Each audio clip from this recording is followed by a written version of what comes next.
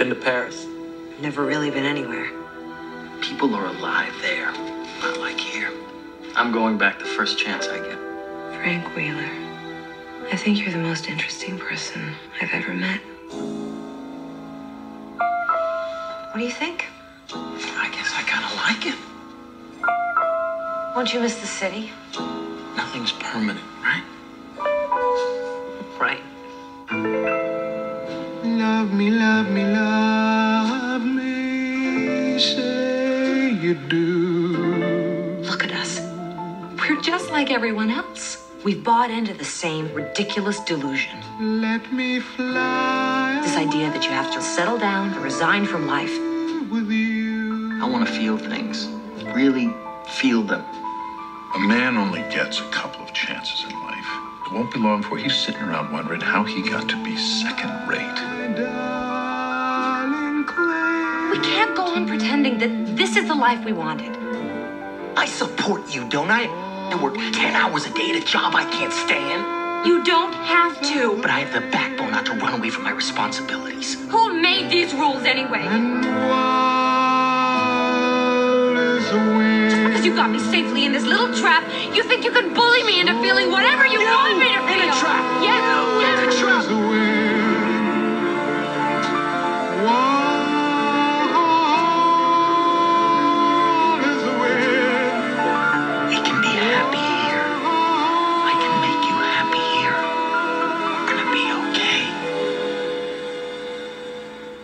I hope so. I really hope so. Without doubt, the worst film ever to go and see as husband and wife. Can I just say it in a very shallow way? Everyone's meant to be watching this film thinking, oh, look how shallow and empty their lives are. Look how terrible and empty it all is. And I was sitting there going, great suits and ties. And that car is really nice. And look, it's in mint condition. So actually, I had that terrible. I looked at it and I didn't see it as like, oh, isn't life awful? I thought, wow, I love the design of that period. I'd like to live there. I could do with all the psychological madness and all the rest of it if I could get to drive that car. I mean, the really radical thing right now would be to see a drama set in the 1950s in which housewives are having an absolutely great time. They think it's fantastic. Look at this. My husband's off at work. I haven't got anything to do at all. I'm just going to have another gin. And smoke 20 cigarettes. Smoke 20 cigarettes because they don't give you cancer. We haven't discovered it yet. You know, I mean, that would actually be more edgy than now saying behind the picket fence lurked great horror. All right, well, I recorded a 30-40 minute video on this, and it got pretty long-winded, and I know most of you probably have the patience for about 10 minutes tops, and it actually went in a sort of MGTOW type direction, which I said I was going to try to avoid. Even though I don't identify as a MGTOW, I do often agree with certain, I guess you can call it, red pill ideas about female nature and so on. And I do think it relates to this movie, Revolutionary Road, in terms of her dissatisfaction, themes of what makes a real man and why he's not enough for her, he's not entertaining enough, or not manly enough, or not ambitious enough, or whatever it is not exciting enough, that this life is some sort of horror for her, being a stay-at-home mom with kids in a beautiful house. But, you know, like I said, I am trying to avoid going too negative, and while I'm still tempted to go in the direction of the of videos about the current state of dating and women and their the impossibility of walking the perfect tightrope between being perfectly masculine without being toxically so. I'm gonna try to avoid getting too deep into that here. The main thing that I did want to talk about aside from that, though, and actually the main thing I wanted to talk about to begin with regards to Revolutionary Road, is this idea that she wants to go to Paris in part because he told her, you know, when she found him exciting, when she was happy because he was just some cute guy she met at a party or whatever, he talked about Paris and that's where all the good things happen. That's where real life is. That's where people are truly alive.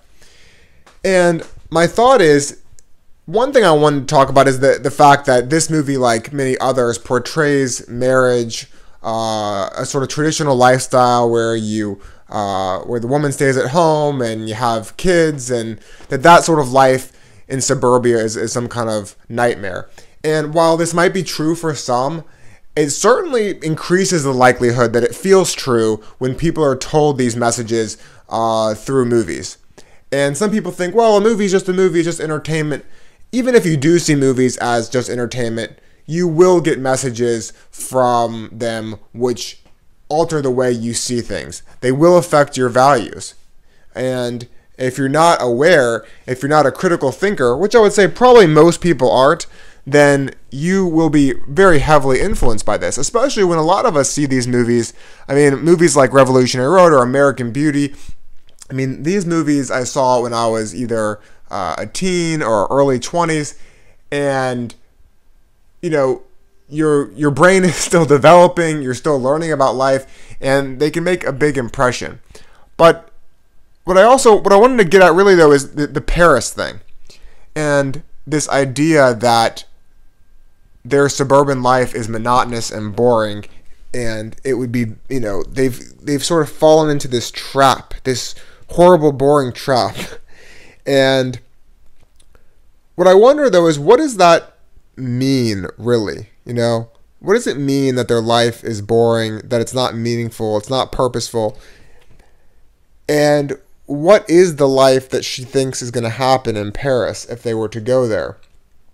And I think really the opposite of this sort of monotony, if you actually had to pinpoint it, would be rampant casual sex, a lot of drug use, and maybe throw in traveling the world.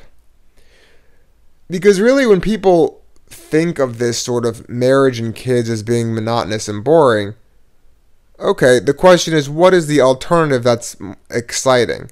And I know people could come up with different things. Maybe they just say, oh, if I have kids, I won't have time to engage in my hobbies. Or I love climbing mountains, and if I have that kind of responsibility, I won't have the money to go, you know, rock climbing, or whatever your passion is in life that doesn't have to do with reproduction and romance.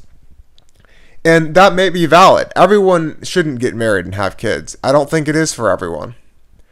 But I think it is important to identify what the alternative is that is better for you.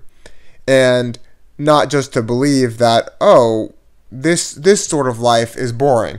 Because when you think that some sort of life is boring, I think part of it comes from this fantasy we have that there is some sort of excitement out there that we're missing out on. Because when we were younger, we expected or hoped for a certain kind of excitement.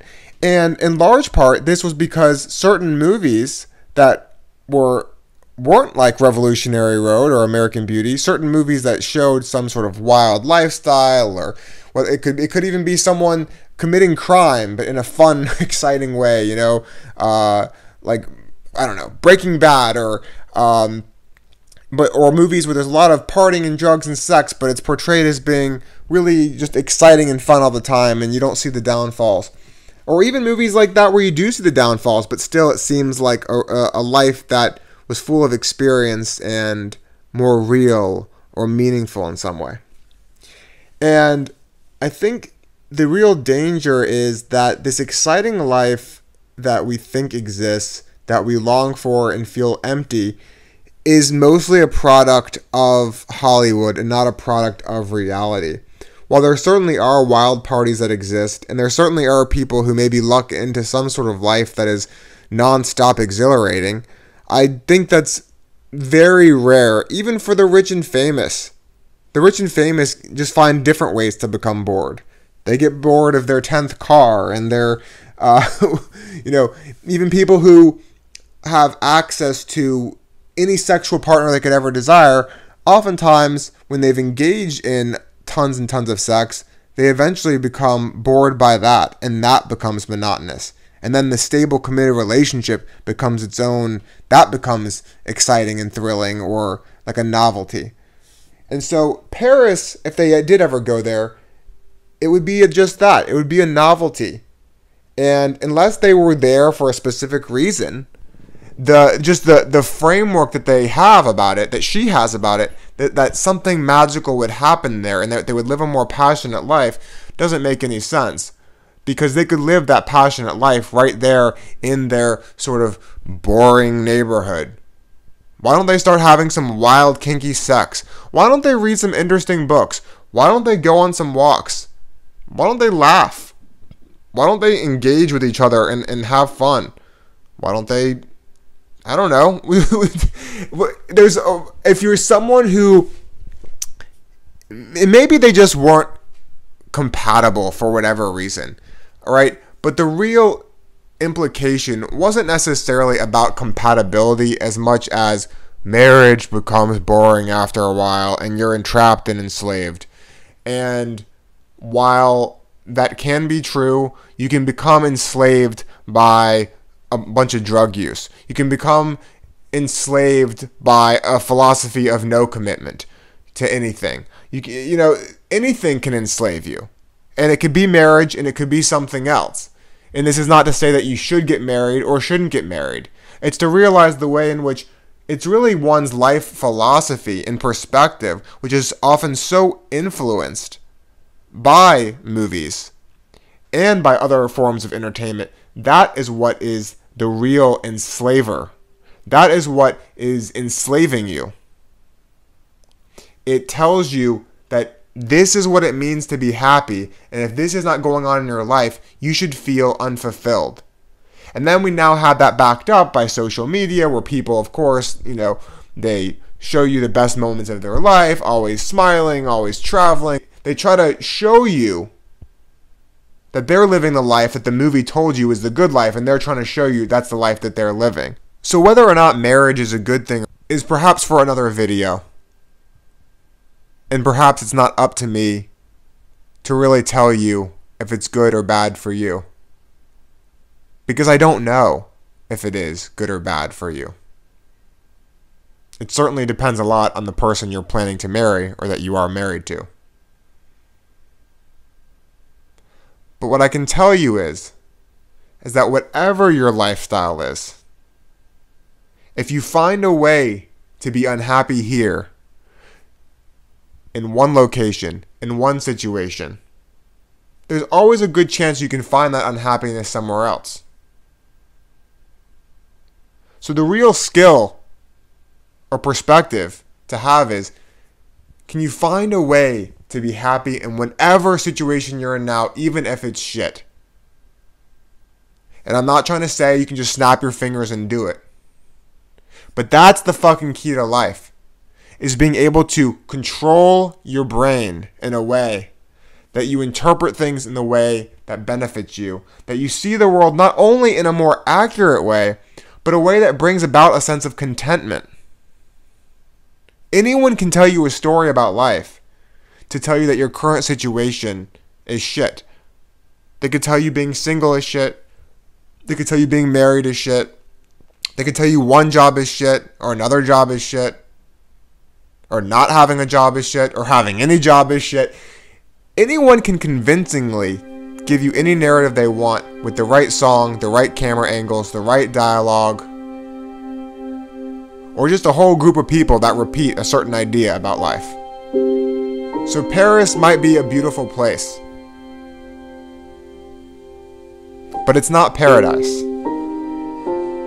Paradise will always be a place in your mind.